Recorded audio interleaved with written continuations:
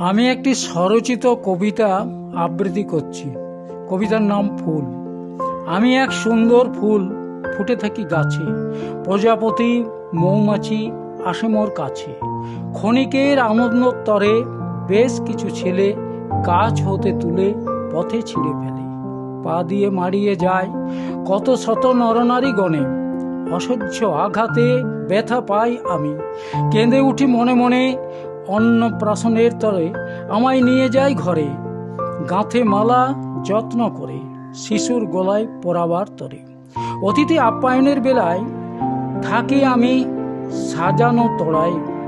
বিয়ে বাড়িতে আছে মোর ঠাঁই, মালা বদল করতে তো চাই। মেয়েদের রূপসজ্জায় খোপার মাঝে আমি স্থান পাই।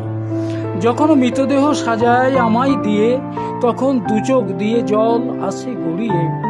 দেবতার পায়ে পড়ে হই আমি ধন্য, যতই হই না আমি নগণ্য।